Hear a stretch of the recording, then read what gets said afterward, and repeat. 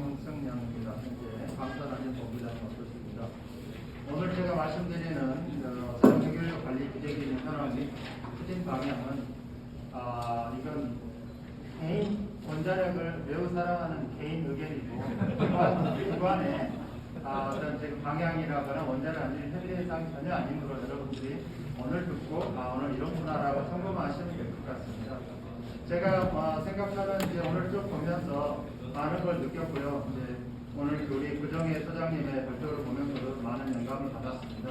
가장 먼저 제가 영감을 받았던 사안들은 우리 구정의 소장님 발표하셨던 그쪽에 보면 사용 해결료를 직접 처분한 나라와 또 처리를 해서 처분한 나라가 상당히 많이 있구나. 그렇지만 두 개가 다른 면이 정확하게 있었습니다.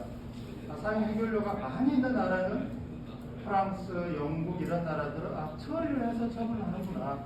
그런 특징을 제가 봤고요. 그 다음에 발전소가 몇 개 없는 사용 해결료가 적은 나라들은 직접 처분에 관심이 많구나. 그렇지만 미국은 매우 이상하다. 이런 느낌이 있었고요. 그래서 제가 보기에는 그럼 우리나라는 어느 쪽에 속하는가? 저희 나라는 사용 해결료가 결코 적은 나라는 아닌 것 같습니다. 그래서 그러면 규제가 행여 이런 여러 가지 그 사용 해결료 앞으로 처리를 하든 처분을 하든 이 사업에 전혀 방해가 되어서는 안 되겠다. 그러나 한 가지 규제가 담보해야 될 것은 안전이겠죠. 어떤 사업을 하든 간에 안전성이 담보된 사업이 되도록 그게 이제 규제인 것이죠. 어떤 사업을 하라 말하는 차원이 아니고 안전하게 할 수 있느냐 아니냐의 문제를 저희들이 확인하는 것입니다. 여러분 법은 여러분 잘 아시기 때문에 따로 말씀은 안 드리겠지만 제가 보기에는 이제 현재는 법들이 여러 가지 법이 섞여 있습니다만 가장 문제가 되는 것은 사실은 우리나라는 해결료가 소 내에서 임시 저장하는 것들은 이미 맥스터를 통해서 하고 있습니다. 전혀 문제가 없습니다. 운반도 규정의 어떤 개선은 필요한지 하겠지만 운반이 지금 문제가 되는 것은 아닙니다. 월성에서는 이미 사용 해결료를 한 곳에 모아서 중간 저장을 임시 저장하고 있습니다. 그 다음에 이 중간 저장이 문제인데 이 중간 저장이라는 것이 지금 우리가 우겨서 폐기물 처분이랄지 이쪽에 있지 않겠느냐라고 저희들은 생각하지만 이건 좀 고민해 볼 사항이 있고 처리 핵주기 사업 허가가 법의 35년에 따라 되도록 되어 있습니다. 근데 처분도 63년 따라 되어 있습니다. 그러면 이제 무엇이 문제인가? 저희들이 이제 먼저 오늘 사용 해결료의 처분 이렇게 많이 말씀들 하시고 하는데요. 우리나라 법에는 사용 해결료를 처분한다는 법은 없습니다. 방사성 폐기물의 처분은 있습니다. 방사 폐기물의 사용 해결료가 폐기의 대상이 될 때 사용 해결료는 방사성 폐기물 그중 고준위 폐기물일 뿐이고 그 다음에 이제 처분이 가능하도록 되어 있습니다. 처분은 당연히 인간의 생활권으로 영구히 격리되는 것이 가장 중요한 목적이겠죠. 그런데 그 이외에 이제 처분을 신청 처분할 것인가 하는 것들은 우리의 처분 방식에는 지금 우리가 고시로서 심층 처분과 청지 처분 크게 두 가지로 나눠져 있고 이미 동굴 처분은 우리 경주에 되어 있죠. 그래서 최근에는 천층 처분을 동굴, 표층, 매립 세 가지로 나눴습니다. 그래서 2단계로 저희들이 동굴 처분장에다가 모든 폐기물을 다 넣는 건 너무 하이코스트 아깝다 이렇게 생각하셨던 거겠죠. 그래서 표층 처분은 2단계로 지금 마련하고 있고 곧 원자력위원회에 상정이 됩니다. 그래서 아마 제가 보기에는 한두 달 내에는 2단계도 인허가가 나지 않을까 제 예상입니다만 왜냐하면 전문위원회를 통과를 4월달에 통과했습니다. 그래서 2단계가 될 것 같습니다. 자 그러면은 이제 여러분 알다시피 고준위인 경우에 사용 해결료가 고준위로 판단이 됐을 경우에는 우리가 심층 처분만 하도록 되어 있지만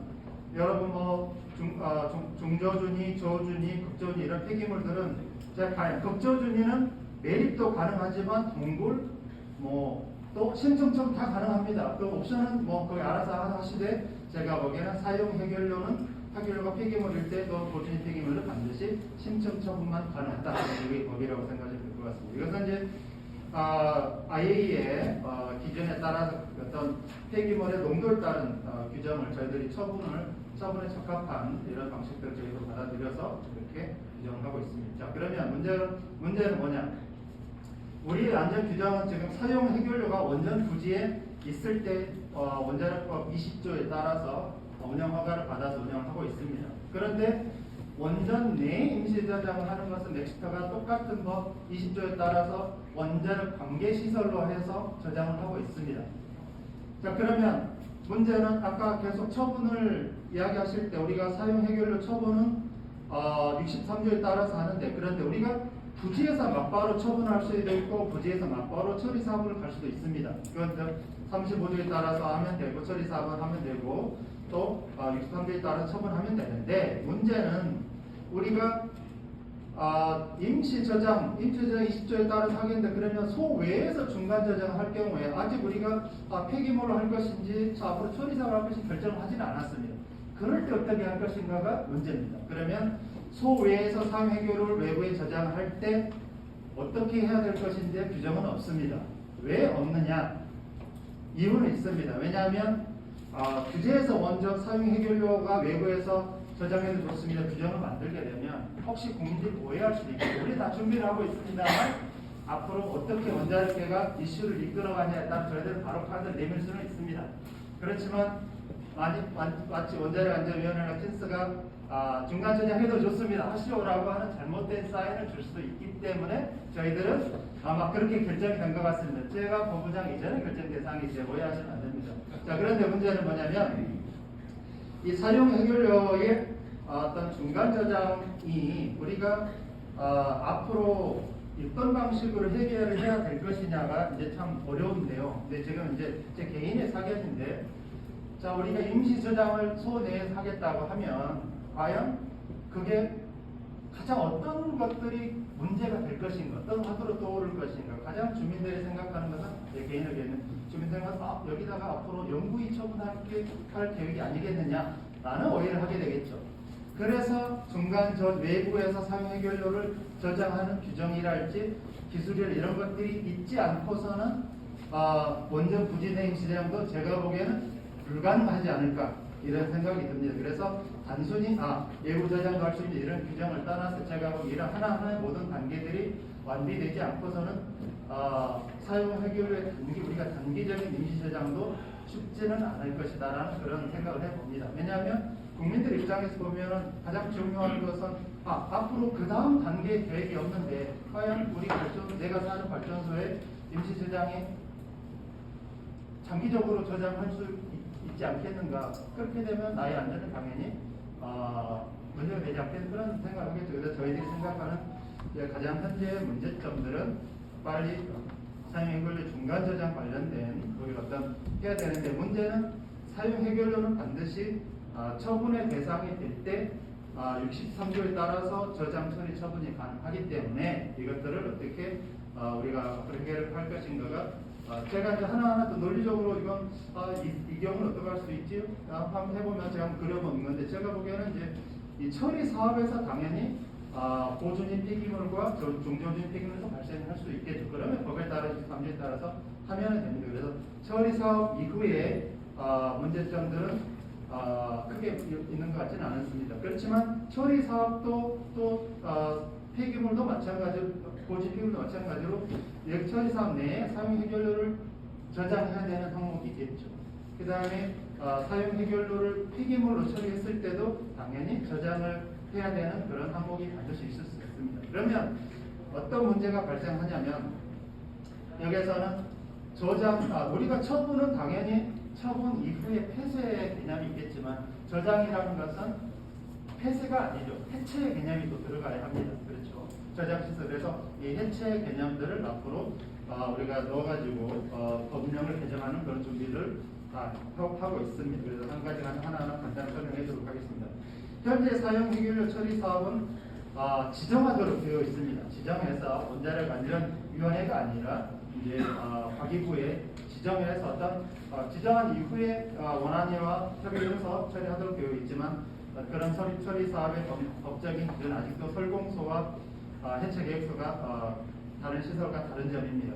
그 다음에 이제 폐기물 관리 시설 허가 서류는 안전성 분석 보고서로 체계가 바뀌었습니다. 그래서 아직 우리가 처리 사업이 왜 다르지? 왜냐하면 처리 사업을 지금 시리어스하게 인허가에 관련돼서 아직 준비하지 않았기 때문에 법령은 아직 예전 단계에 머물러 있고, 최근에 그 사용 해결료 제조 관련된 어떤 규정들은 이 설공서 형태로 받았습니다. 그래서 제가 보기에는 설공서나 안전 분석 보고서 크게 차이는 없으나 설공서를 훨씬 더 규제를 간소화한 게 안전 분석 보고서라고 보시면 될 것 같습니다. 그리고 이후에 이제 원자로의 운영 허가 10조에 따라 10조, 20조에 따라서 건설의 운영 허가가 있는데 20조에 따른 어떤 사용 해결로 임시제 관련 인허가들 20조에 따른 체계로 보시면 될 것 같습니다. 그러면 이게 좀 복잡하긴 합니다만 핵주기 사업에 따른 지정 사업에 우리가 어떤 지금 규제상 문제점이 있느냐, 여러분 좀 보시면 문제점은 거의 없습니다. 우리가 원자력 안전법과 시행령, 시행규칙에 따른 모든 법적인 체계들을 거의 다 배우고 있습니다. 이건 무슨 말이냐면 앞으로 여러분 우리가 사용 해결료를 뭐 어떻게 처리하거나 또 뭐 볼륨을 리덕션하거나 할 때 이 핵주기 사업에 따른 규제 절차에 따라서 하시면 된다는 이야기입니다. 그런데 딱 한 가지 저희들이 보기에 부족했던 것이 뭐냐면 다른 것들은 다 허가도 받고 변경 신청도 할 수 있는데 여기도 당연히 핵주기 사업도 원자력 사업이기 때문에 경미 변경 신청이 규정이 없다고 그래서 규정 미비들은 우리가 앞으로 개선하려고 노력을 하고 있습니다. 그래서 전반적으로 보시면 여러분들이 고민하시는 모든 허가 사업, 그 다음에 검사, 뭐 여러 가지 규정들은 거의 완벽히 되어 있고, 우리나라는 제가 보기에는 왜 이게 핵주기 사업이 이제 이게 아직 사업이 실현 단계가 아닌데 이렇게 상세하게 되어 있냐 하면 이미 우리나라는 60년대와 70년대 때 핵주기 사업에 시리어스하게 관심이 있었습니다. 그때 체계가 만들어진 법들이 아직까지 이렇게 계속 유지가 되어 있기 때문에 그렇습니다. 그 다음에 이제 처분, 저장, 사용 해결료가 폐기물로 인정되었을 경우 어떻게 할 것인가 라는 것들은 이미 63조에 따른 법이 다 완비가 되어 있습니다. 그래서 최근에는 이제 사용 해결료 저장도 마찬가지고 이런 것들을 저장하게 되면 철분 시설을 저장하게 되면 이거 주기적으로 발전소처럼 10년간 주기적 안전성 평가가 필요하다. 이렇게 이런 주기적인 평가 PSR 제도가 도입이 되고요. 그다음에 운영도 안전 조치. 그 다음에 저장 시설의 해체 부분이 새롭게 들어가게 됩니다. 저장 시설은 당연히 우리가 원자력법과 비슷한 원자력 발전소 비슷한 해체의 경우를 받게 되겠죠. 그 다음에 다른 원자력 발전소와 다르게 이제 처분 시설은 반드시 폐쇄 이후에 폐쇄 전과 폐쇄 후에 절차들이 추가로 들어가게 됩니다. 뭐 보면 그 외에 필요한 여러 가지 규정들이 상세하게 많이 있고, 오늘 제가 발표드리는 내용 중에 이송과 저장 용기에 관련된 내용을 뺐습니다. 너무나 상세하고 그건 또 다른 큰 분야이기 때문에 그 부분도 저희들이 굉장히 열심히 준비해서 최근에 그 해체 규제실에 저희들이 사용 해결료를 얹어서 해체점 사용 해결료 규제실로 이름을 바꿔서 그 부분을 이송 용기 또는 저장 용기도 열심히 할 수 있도록 체계를 바꿨습니다. 그 외에 이제 저장 관리 관련된 주기 안전 평가에는 저희들이 이제 10년마다 할 수 있는 일단 원자력 안전법에 따른 여러 가지 기본적으로 우리가 익숙한 그런 규정들이 다 들어 있습니다. 그래서 상세한 내용은 말씀드리지 않겠습니다. 그 다음에 폐기 사용 해결료 관련된 저장 처리 처분도 마찬가지로 법령 의무랄 이런 내용들이 다 있습니다. 그래서 규칙의 주요 안전 조치들이 크게 문제는 없도록 저희들이 만들어 놨습니다. 그 다음에 저장 처리 처분 관련 해체 기준도 마찬가지입니다. 이런 이제 사용 해결료 중간 저장 또는 해결료의 저장 처분 시설에 있는 저장 시설에서 어떻게 앞으로 해체를 할 것인가 하는 문제들도 저희들이 기준을 제시를 하고 있습니다. 폐쇄도 마찬가지입니다. 폐쇄 이후에 가장 폐쇄 전과 폐쇄 이후에 무엇이 중요한가? 여러분들이 보시면은 폐쇄 이후에는 당연히 어떤 관리 기간 이후에 이제 폐쇄됐을 때 어떤 식의 사고가 발생할 수 있을지에 대한 시나리오들이 중요합니다. 그리고 시나리오를 바탕으로 해서 사고를 해석을 해서 이러면 이후에 어떤 의도적이든 의도적이 아닌 사고 나더라도 주민들의 큰 위해도가 없다는 걸 확인하는 것이겠죠. 그래서 이 폐쇄 이후의 기준들이 굉장히 중요하고 있습니다. 자, 그러면 이후에 앞으로 원자력 기술원과 이 원자력법상의 규제제도 어떤 방식으로 개선해 가는 것이 필요하겠는 이것은 전혀 이건 이렇게 결정된 사안은 아니고 우리가 연구를 통해서 이런 방향을 우리들은 생각하고 있는데 의견은 추가 의견이라 앞으로 많은 토론을 통해서 저희들이 관계를 해가려고 하고 있습니다. 자, 가장 중요한 것은 저희들이 사용 해결료 중간 저장이라는 것들이 지금 원자력법 제13조에 지금 처분과 이송이라는 절로 되어 있는데 거기 안에 따로 우리가 중간 저장이라는 것 절을 만들기보다는 그 안에 처분의 한 꼭지로서 중간 저장이란 독립된 절로 반드시 만드는 것이 필요하겠다라는 것이고요. 그리고 또 하나는 우리가 이제 사용해결료 중간 저장도 그렇고 사용해결료 고준위 폐기물 처분도 그렇고 1단계 건설과 운영 허가를 한 단계로 하기에는 시간이 너무 깁니다. 그래서 또한 저장도 그렇지만 또 사용해결을 처리하시는 분도 마찬가지고 우리가 기술 개발이 계속 급속하게 빨리 되는 어떤 그런 시설 또는 장기적인 시설의 경우에는 우리가 건설과 운영을 한꺼번에 받았을 경우에 계속 변경해야 되는 좀 불편한 절차들이 생기게 됩니다. 그래서 건설 허가를 먼저 받고 시간을 번 다음에 그 이후에 운영 허가를 받을 수 있는 2단계도 굉장히 사업에 도움이 될 수 있다는 생각하고 있습니다. 그 다음에 저장 용기와 저장 용기에 대한 설계 승인 제도, 그 다음에 제작 검사 여러 가지 그 관련된 저희들이 상세 내용들을 연구를 통해서 이미 내용들을 가지고 있습니다만 아직은 발현이 되지는 않고 있습니다. 특히 저희들이 가장 중점적으로 생각하고 있는 것은 사용 해결료 중간 저장 시설을 어떤 식으로 우리가 가능하게 할 것인가가 지금 원자력안전법에 보면은 저희들이 그 법상에 63조부터 77조까지 그 방사선 폐기물의 처분 관련된 조항인데요. 그 중에 이제 앞부분은 폐기에 관련된 내용의 뒤에 부분은 운반과 관련된 내용으로 되어 있습니다만 여기에 6장을 둘로 쪼개서 사용 해결료가 포함된 그러니까 방사선 폐기물 및 사용 해결료 관리 그러니까 중간 저장이 포함될 수 있는 그런 어차피 처분 시설의 중간 저장이나 또 독립된 중간 저장이나 기존이 크게 달라져야 될 이유는 없습니다. 그래서 이 중간 저장 용기 또 중간 저장 시설과 사용 해결료와 어떤 머징할 수 있는 두 가지 다 활용할 수 있는 그런 규정들이 있어야 되지 않겠는가 저희들이 그렇게 생각하고 있고 또 따로 6-2장으로 2절에는 방사선 물질 운반에 관련돼서 추가로 만들어서 사용 해결료가 저장되고 또 운반되고 하는 것들이 추가적으로 상세하게 기술을 수록하는 것들이 적절치 않겠는가 이런 생각 가지고 있습니다.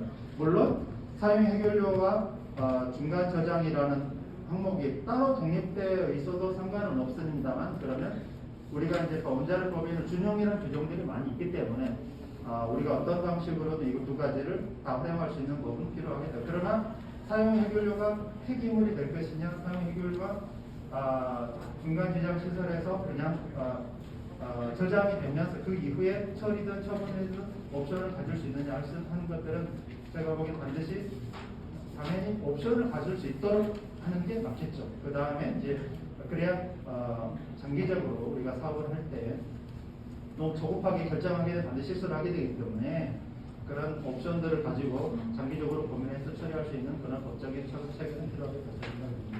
우리가 사용해결 중간 저장 시설에 우리가 폐기물이 아닌 중간 저장 시설에서 필요한 규정들도 저희들이 어느 정도 개념을 가지고 있고 또 저장 용기는 이미 원자력안전법에 반영을 하도록 그렇게 하고 있는데 문제는 이제 인허가 절차를 허가 기준에 사용 중간 저장 허가 절차들은 우리가 조금 더 분위기가 오래 있고 또 중간 저장에 대한 어떤 필요성 왜냐하면 지금 이미 저장도 되어 있지 않기 때문에 중간 저장을 먼저 이렇게 하기는 쉽지는 않겠지만 그렇지만 중간 저장 시설을 우리가 관계 전문가들이나 이런 해당 전문가들이 빨리 이슈를 해서 필요하다고 같이 모든 목소리를 해주시면 제가 이 중간 저장 시설의 어떤 기준들은 또한 임시 저장에도 굉장히 도움이 될 것으로 저는 판단하고 있습니다. 그래서 저희들이 기본적으로 어떤 안이 필요한지는 이미 어느 정도 안을 가지고 있다고 생각하시면 될 것 같습니다.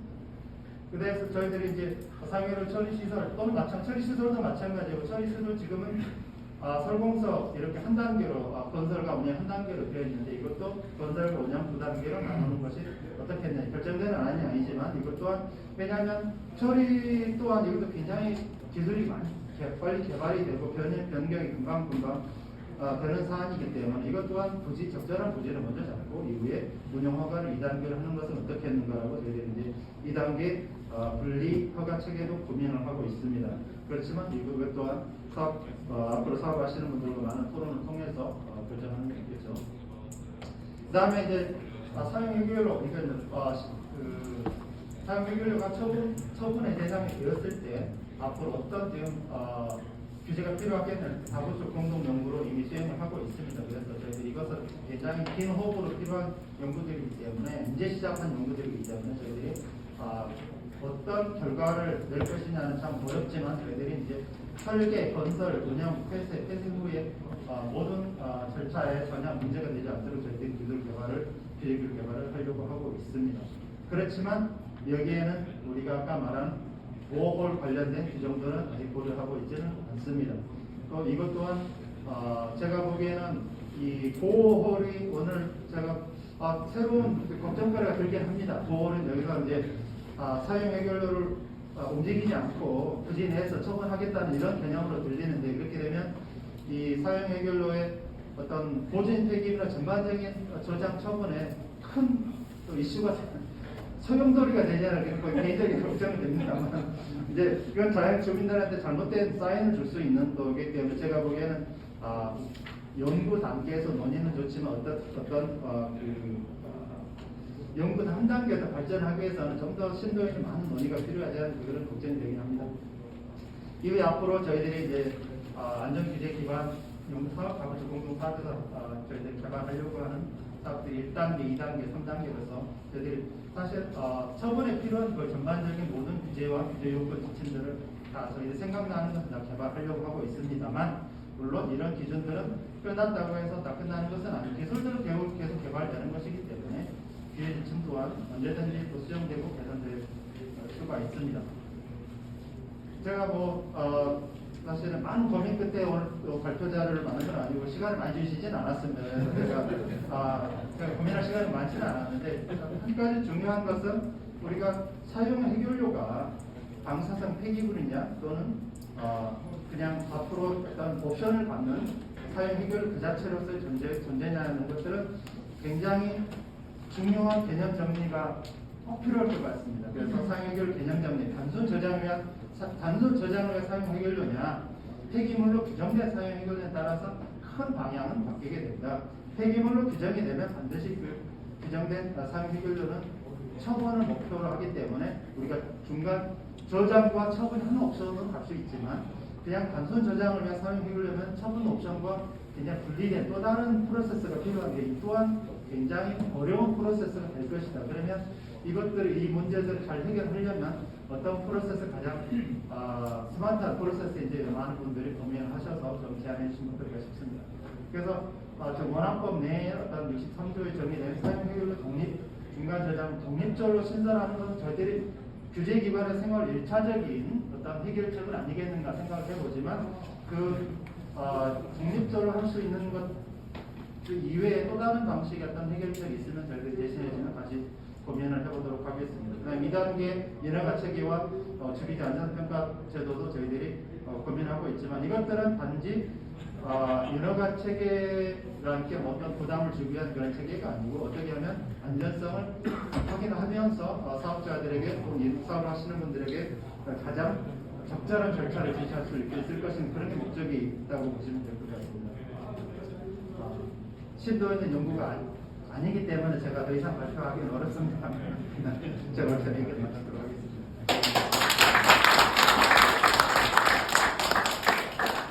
그 규제 관점에서의 아주 중요한 말씀들을 많이 해주셨는데 참 이렇게 흔치 않은 기회인 것 같기는 합니다. 이와 관련돼서 많은 질문들이 있을 것 같은데. 오늘 중요한 말씀해 주셔서 굉장히 감사하고요. 사실은 원자력계는 인허가를 받아본 사람하고 안 받아본 사람하고 바라보는 세계가 다릅니다. 근데 저는 다행히 저희인지 몰라도 용기라든가 시설에 대해서 얘기를 하면서 새로운 세계를 또 알게 됐는데 인허가라는 건 굉장히 중요하다고 보는데 아까 말씀하신 것들이 제가 몇 가지 말씀드릴 게 있는데 사실은 어떤 법적으로 어떤 요건들이 허용되어 있는지를 알 수 있어야 되는데 규제가 사실은 우리 원자력이 발전 쪽, 원전 건설 쪽으로 중심으로 돼 있고 거액의 기금이 다 묶게 되다 보니까 되게 어려움이 많았습니다. 그래서 사실은 규제가 거의 같이 가든가 좀 더 앞서갔으면 좋겠다는 게 저희 바람인데 그런 부분들이 언제든지 좀 hin사하고 협의해서 그런 부분들이 좀 장관이 됐으면 좋겠다는 생각을 말씀드리고 왜냐하면 저희가 아무리 뭘 하더라도 인허가 조건이 안 되거나 뭘 할 수 없는 조건이면 저희가 방법이 없거든요. 그래서 조금 더 그전에는 hin사하고 기술 교류도 좀 하고 그랬었는데 그런 부분이 어느 순간부터 좀 많아서 되게 어렵습니다. 그래서 언제든지 저희도 소통할 수 있는 채널을 예, 알겠습니다. 예. 있고요. 또 하나는 연구 기관에 있어서 그런 게 있는데 대부분 아까 법들이 어떤 상용적인 업무 처리를 중심으로 돼 있다 보니까 미국 같은 경우는 연구 시설에 대해서는 NRC 스탠다드가 아니고 DOE 스탠다드 같은 거 하는데 저희는 그런 부분이 별로 없어요. 그러다 보니까 연구 시설에서는 뭐 세면기 하나 처음 숫자보다 달라졌다고 하는 것들은 지적을 받고 하는 부분이 있어서 연구 시설은 그 안에서 언제든지 공정장비를 바꾸고 실험할 때도 바꿔야 되니까 토탈 리스크 범위 안에서 허용하는 부분이 조금은 달라져야 되겠다는 생각이라 그런 쪽도 한번 좀 보내주시면. 네, 알겠습니다. 제가 보기에는 뭐든지 빨리빨리 해달라 이런 말씀이신 것 같은데 제일 중요한 것은 그렇습니다. 우리가 원자력 발전소는 이미 60년대부터 지금까지 계속 발전을 거듭해 왔습니다. 원자력 안전법의 경우에는 60년 이상 저희들이 원자력 안전법 계속 업데이트하면서 안전에 최적화된 규정을 만들어 왔습니다. 그렇지만 보존 폐기물, 특히 사용 해결력 관련돼서는 아직까지도 국론화가 작년 12월 달에 나왔나요? 그래서 이제 아직도 계속 논의하고 있는 어떤 사용 해결력 관리 관련된 정책이 나오지도 않았는데 규제기관에 빨리 기준을 빨리 마련해달라 하는 것 제가 보기에는 굉장히 어려운 부탁이십니다. 사실은. 왜냐하면 산업계에서 20년 전에 우리가 다 준비된 새벽 기준이 아직도 뭐하고 있는 그러면 저희들이 가장 마땅한데 제가 보기에는 아직도 공론화에서 어떻게 사용 해결료를 중간 저장해서 처리할 것인지 처분할 것인지 그것도 결정이 안 됐는데 어떤 법을 가장 먼저 우리가 만들어 드려야 되느냐 저희들이 판단할 수가 없습니다. 왜냐하면 요구를 안 했기 때문에 지금은 처분 관련된 어떤 로드맵만 만들어 놨기 때문에 처분은 다 되어 있습니다. 아무 문제가 없습니다. 그렇지만 중간 저장을 어떤 목적으로 하겠다는 건지 아무도 이야기한 적이 없습니다. 그래서 저희들이 필요해서 보기 이 정도 문제가 되지 않을까 해서 저희들이 나름대로 고민해서 만들려고 하는 것이지 아직까지도 어떤 분도 아무도 이런 로드맵을 가지고 우리가 이렇게 하려고 하고 있는 규제 때문에 문제가 되고 있습니다라고 이야기한 적이 없습니다. 그래서 죄송합니다. 그래서 이제 이것도 제가 보기에는 저희 이제 원자력을 오랫동안 저도 해왔고 사용 해결료랄지 처리와 처분을 굉장히 관심이 많은 입장에서는 그렇습니다. 가장 먼저 중요한 것은 규정 이전에 큰 놈으로 어떻게 하면 우리가 사용 해결료를 가장 안전한 방법으로 처리해서 처분할 수 있을까? 내 규제 입장에서는 딱 한 가지입니다. 어떤 사업을 하시든 간에 규제의 입장은 딱 한 가지입니다. 이게 안전하게 처리될 수 있을 것인가? 안전하게 저장될 수 있을 것인가? 주민들이 1mm 10원 이상을 받을 수 있을 것인가 아닌가? 액체 폐기물은 0.05 기체 폐기물 0.04, 0.05 밀리시보드 이상 받을 것인가 말까? 그거 위에는 저희들이 관심을 둘 수 있는 게 없습니다. 가장 중요한 것은 안전이고요. 처리 사업을 하게 되면 거기서 나오는 릴리스되는 기체 폐기물이 주민들 영향이 있을 것인가 없을 것인가. 그 다음 핫셀은 위험한가 위험하지 않은가. 그 관심이 있지 저희들이 사업을 해라 말할 수 있는 사안은 아니고요. 사업 해결 저장도 마찬가지입니다. 저장을 통해서 국민들이 위험 요소는 무엇이 있는가. 아니 우리가 직접 우크라이나를 보면서 이 폭격도 받을 그런 문제가 있네.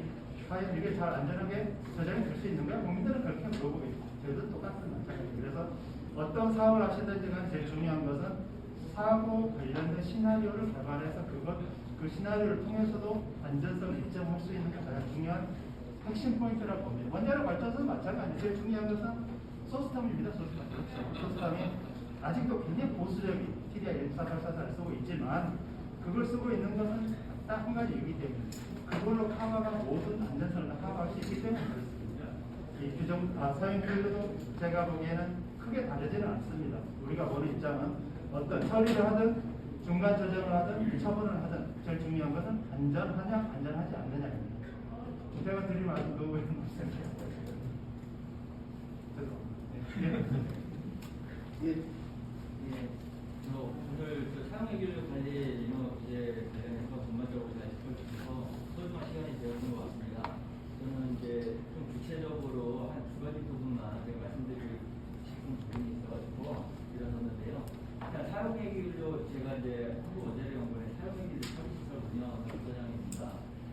그래서 저 이쪽 인허가 서류 만드는 거나 준비하는 거 포함해서 키스 대응 그리고 원안인 대응 관련해서 많은 얘기를 하고 있는데요.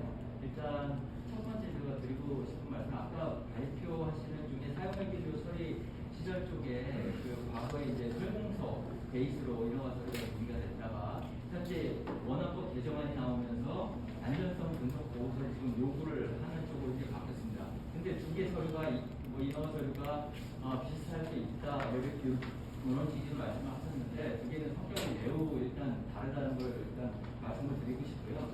설공서는 사실 그 시설을 하기 위한 엔지니어 회사들이 엔지니어 데이터를 거의 기술하는 그런 정도의 문서라고 보시면 되고, 안전성 분석 보고서를 개정안에서 요구하는 이유는 기존에 있는 서류로 이 시설에 대한 그 우리가 유해도를 평가를 하고 이 시설이 충분하게 안전하게 설계가 되고 운영이 되는지를 판단할 수 있는 문서가 없기 때문에 따로를 지금 요구하고 있는 거라고 저는 보고 있습니다.